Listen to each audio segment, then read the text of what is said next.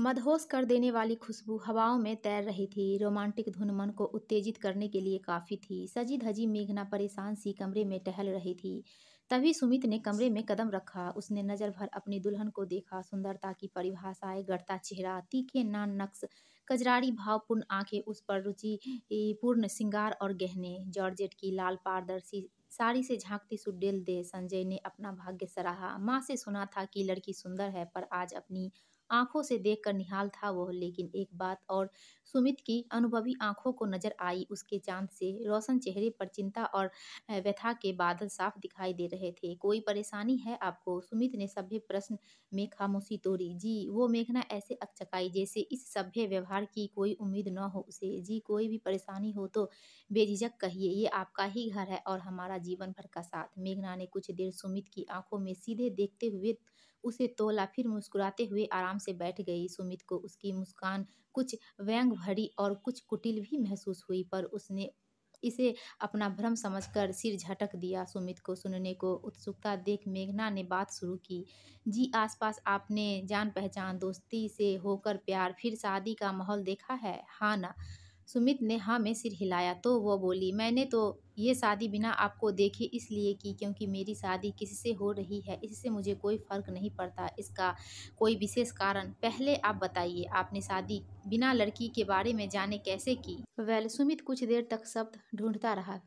कोई मिली ही नहीं जिससे अपनापन आगे बढ़ता। मम्मी पापा के अनुसार शादी की उम्र होने लगी तो सोचा इसी रास्ते साथी ढूंढने में हर्ज ही क्या है। आखिर सदियों पुराना कारगर नुस्खा है हमारे देश का। वो मुस्कुराया और फिर जब अपनी कोई पसंद ना हो तो मम्मी पापा की पसंद पर भाग्य आजमाने में मुझे कोई नुकसान नहीं लगा। सुमित का लहजा रुमानी होने लगा। किसी के नेचर का पता तो दो चार विजिट में चल भी नहीं सकता है। खूबसूरती ही देखी जा सकती है और उनकी तो आप इतनी धनी है कि कोई भी आपके अपने भाग्य सराहेगा।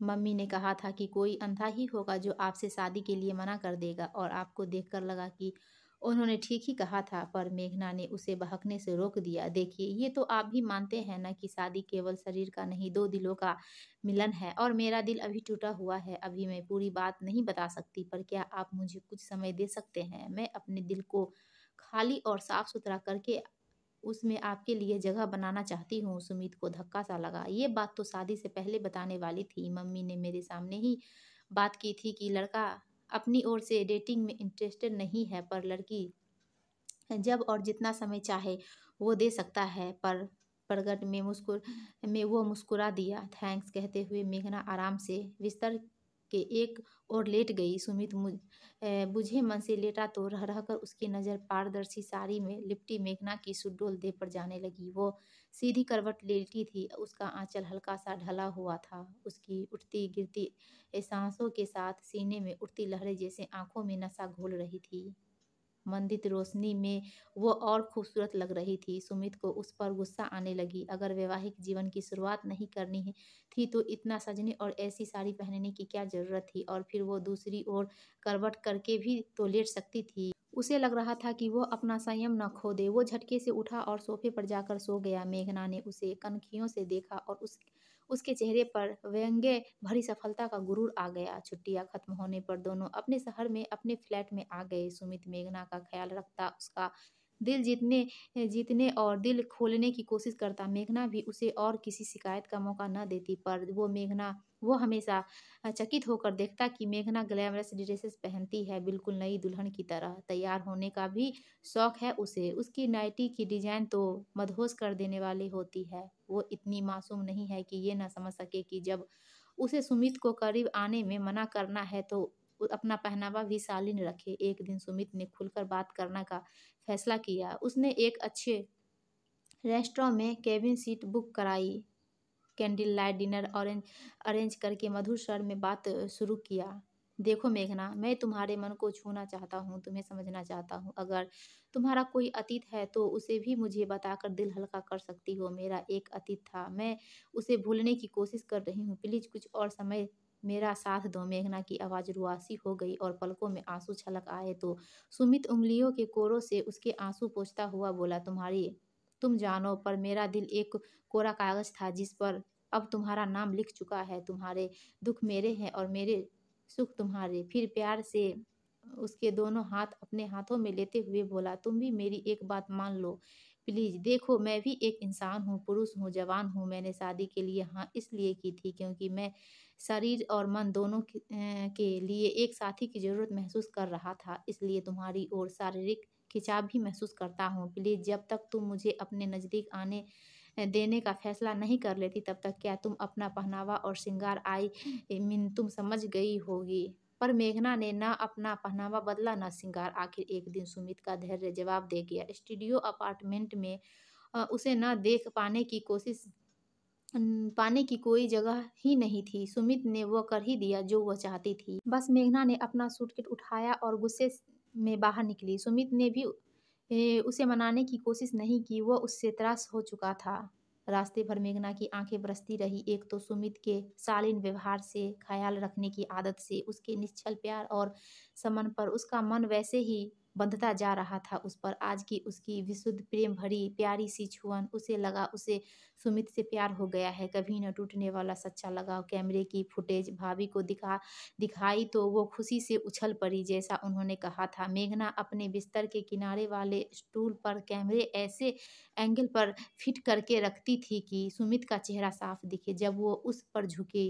भले ही सुमित ने पहले उसका माथा चूमा पर उसके हड़बड़ाकर उठना चाहा और सुमित ने जबरदस्ती उसे लिटाकर रखने और चुंबनों की बारिश में साथ उसे प्यार के लिए प्रेरित करने की कोशिश बिल्कुल ज़बरदस्ती की कोशिश ही लग रही थी। लड़की को पा लेने का आवेश उसके चेहरे पर साफ दिख रहा था। उन्होंने मेघना को गले लगाया तो उसके लिए रुलाई रोकना असंभव हो गया। उसकी मुट्ठी बंध गई। वो कमरे से निकली पर सुमित की प्यार भरी तस्वीर उसकी आंखों में छप गई थी। वो अपने कमरे तक जा ना सकी। नहीं नहीं, सुमित वैसा नहीं हो सकता। अभी भाभी को ज़रूर कोई गलतफहमी है। मैं अभी भाभी से कहती हूँ कि मुझे सुमित को बदनाम नहीं करना। सोचते हुए वो तेजी से पलटी पर दरवाजा पर पहुंचकर उसके कदम ठिठक गए। भाभी किसी से फोन पर बात कर रही थी। हाँ डार्लिंग, आज इस वीडियो को सोशल मीडिया पर डालकर मेरा बदला पूरा हो जाएगा। हमारे संबंधों के बारे में पता चलने पर उसके भाई ने शर्मिंदा किया था ना, उसके बाद कैसे बच्चे का वास्ता देकर माफ करते हुए एहसास लाद दिया था मैंने। तभी उसकी बेवकूफ़ बहन के जरिए उससे बदला लेने की योजना बना ली थी। अब देखना, उसकी इतनी बदनामी के बाद वो आदमी शांत तो बैठेगा नहीं, तलाक मांगेगा और खुद इसके बताए प्रेम संबंध का हवाला देकर वैवाहिक जीवन में प्रवेश न करने की जिद के बारे में बताएगा। उसके